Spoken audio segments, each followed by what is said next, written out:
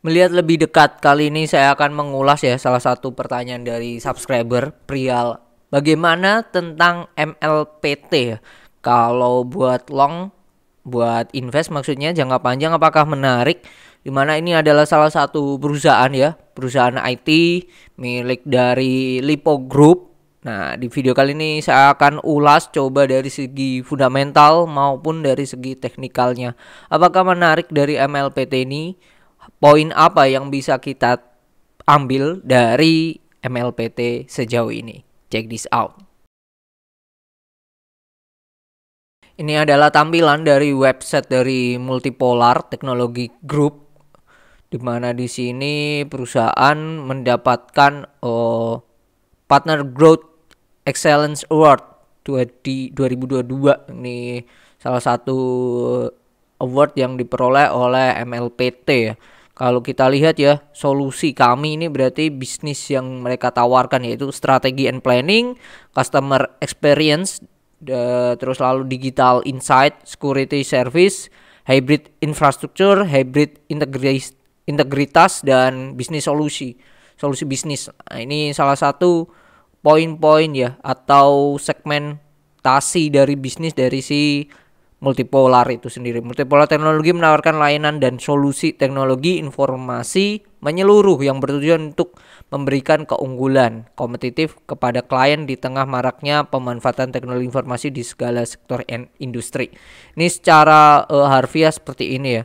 Kalau kita cek di laporan keuangannya, di penjualannya, khususnya di 2000 penjualan laporan keuangan 2022 akhir, di sini paling banyak itu yang memberikan income ya, itu adalah hardware and supporting device ya, perangkat keras dan perangkat pendukungnya ya. Dia menjual sudah dapat omset sebesar ini di dalam jutaan, yaitu 1,5 T ya, 1,5 T di 2022. Nah, kalau kita cek di case statistik di Stockbit ya, laba di 2022 naik drastis ya, 2 kali lipat dibandingkan sebelumnya di 2021. Tetapi di kuartal 1 2023 ini labanya, net profitnya ini turun setengahnya dibandingkan 2022. Nah, ini saya akan ulas dulu perihal apa yang membuat laba dari MLPT ini naik drastis, khususnya di laba tahunan 2022. Nah, setelah kita cek ya, kita cek di labanya di 2022 ini kan sebesar ini ya, 559 ini dalam jutaan, berarti 559 M. Dimana sebelumnya hanya 259 M. Jadi naiknya 2 kali lipat ya, 100% naiknya. Kalau kita cek berdasarkan ini, penjualannya itu naiknya nggak signifikan. Omsetnya sendiri naiknya itu cuman sebesar 342 223 dikurangi 2996 746 dibagi 2996 746 kali 100. Kenaikan omsetnya sendiri itu hanya 14,86 ya, kita bulatkan lah ya jadi 15% gitu.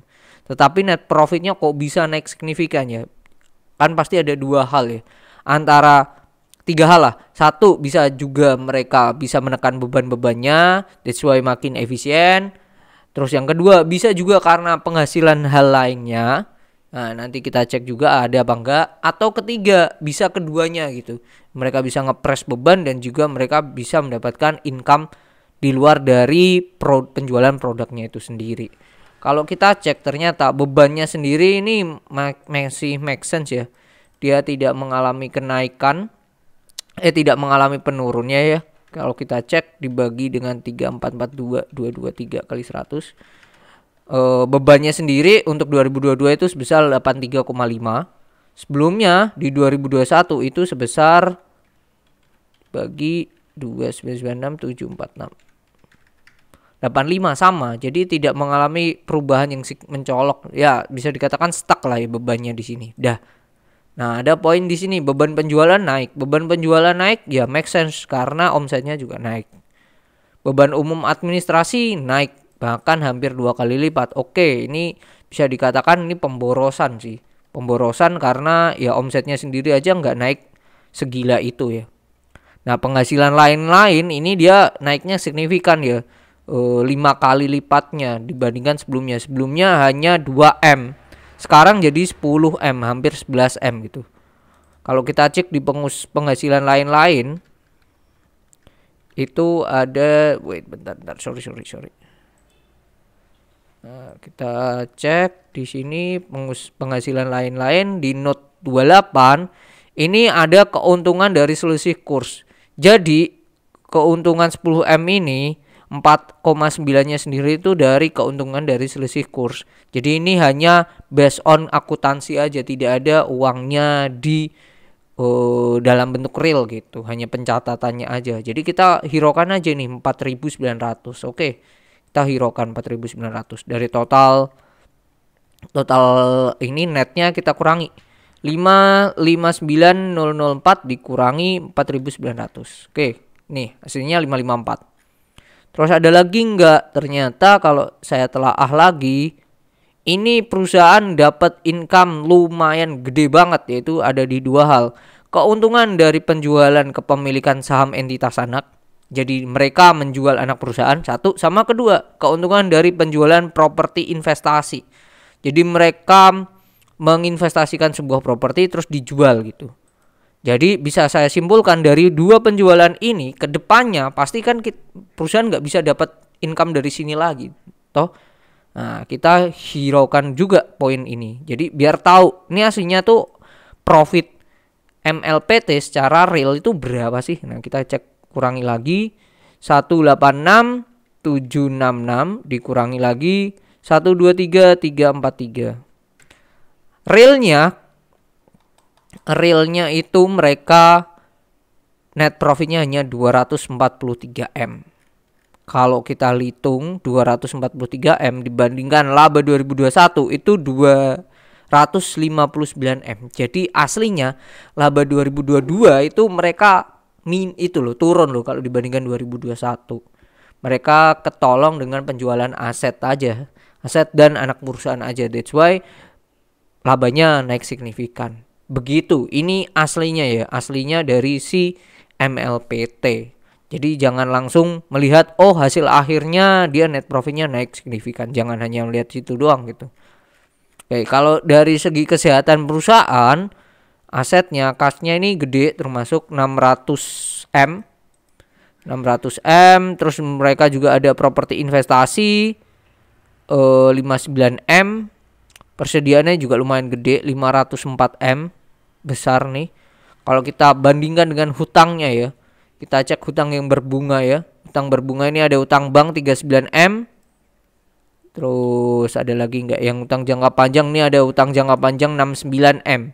Jadi kalau kita hitung 69 tambah 39, let's say 40 ya, 100 lah ya, 110M lah. Nah, mereka ada hutang berbunga itu 110M. Oke, 110M sangat bisa ketutup dengan kasnya doang. Jadi kalau dari segi kesehatan perusahaan, ini perusahaan aslinya sehat-sehat aja gitu. Bagus, menarik, karena perusahaannya sehat, tidak punya lilit utang yang banyak gitu. Kalau kita berdasarkan based on indikatornya ini debt equity rasionya berapa nih di sini? Total debtnya ini 107 ya. Terus total cashnya 622 ya, sangatlah bisa ketutup lah ya hutangnya itu dengan cashnya doang. Ini perusahaan yang sehat kalau melihat dari situ. Cuman ya itu tadi, jangan tergiur dari kenaikan labanya yang signifikan. Ternyata mereka jual properti dan juga jual anak perusahaan gitu. Oke, kalau kita cek dibandingkan laba, kita udah tahu ya kenapa yang membuat laba di 2022 itu naik gila gitu. Sedangkan laba di 2023 kuartal 1 kita cek lagi gitu. Ada nggak yang sangat signifikan? Nah ini omsetnya aja turun nih. Turun drastis ya. Turun drastis, sebelumnya di 2022 Maret kuartal 1 itu 900M. Sekarang hanya 600M doang. Jadi turun 300 per 600. Berarti setengahnya sendiri lah ya udah turun nih perusahaan labanya. Oke, kalau kita cek tidak ada pendapatan yang signifikan ya. Ada nih penghasilan lain-lain. Kalau kita cek lagi apakah ini dari selisih kurs juga. Ya sama keuntungan dari selisih kurs 12M sendiri. Jadi hasilnya ini kita anggap aja penghasilan lain ini dia dapat 0 gitu. Jadi kurangi aja 12. Kurangi 12 dari sini, dari kepenting pemilik entitas ini kurangi 12. Jadi labanya mereka tuh aslinya cuma 22M aja sih. Hanya 22M aja di kuartal 1 2023. Begitu. Ya, hanya 22M saja. Itu turunnya sangatlah drastis sih. Nah, kalau kita bandingkan ya dari sebelum-sebelumnya, ini saya lihat saya bandingkan di Indo iPod di Indo Premier, sekuritas yang salah satu saya pakai juga, di mana saat ini PI dari MLPT itu di angka 25,41. Termasuk ampere yang sangatlah mahal kalau indikator pakai ini. Kalau dibandingkan sebelum-sebelumnya, ini perusahaan bisa di bawah 20 loh mayoritas. Gitu. Jadi kondisi sekarang saya bisa simpulkan bahwa untuk MLPT itu sedang mahal ya, nggak worth it untuk dibeli untuk saat ini ya, karena masih kondisinya mahal gitu. Cuman kalau kita lihat dari segi bisnisnya ya, bisnisnya ini kan berkaitan dengan teknologi ya, berkaitan teknologi. Jadi ini sangatlah digunakan, sangatlah tetap menjadi ya bisa dikatakan apa ya, punya pasar sendiri ya, dan untuk kedepannya akan tetap jalan sih, akan tetap growth nih perusahaan MLPT harusnya dari penjualannya ya. Nah ini jasa teknologi, lalu ada perangkat keras dan perangkat pendukung, berarti kan mereka jualan hardware dan supporting device-nya sendiri kan. Terus ada bagian IT outsourcing, jadi mereka bikin outsourcing tapi berkaitan dengan IT, terus bikin ini jual perangkat lunak juga dan lainnya gitu. Jadi ini masih bisa berkembang nih perusahaan kalau saya lihat ya. Perusahaan masih bisa berkembang itu. Di 2002. Nah ini penjualan 10%-nya sendiri itu ke PT Linknet Tbk. Kalau nggak salah PT Linknet ini juga terafiliasi dengan yang namanya Lipo Group sih. Jadi mereka masih bisa dikatakan tergantung dengan satu grupnya sendiri. Itu tantangannya itu sih, bagi gimana sih MLPT ini bisa nextnya ke depannya bisa mendapatkan income di luar bisa dikatakan income di atas 10% lah ya, di luar dari Lipo Group itu sendiri. Itu tantangannya untuk si MLPT. Cuman based on bisnis nih pasti akan tetap digunakan sih berhubungan dengan teknologi untuk kedepannya. Oke, tuh. Nah, setelah kita cek laporan keuangannya, nah ini ternyata MLPT ini habis bagi dividen, yaitu tanggal 4 Mei come date-nya sebesar 181. Kalau kita cek di tanggal 4 Mei, ya mungkin ini ya, 4 Mei itu close-nya di harga 2080 ya.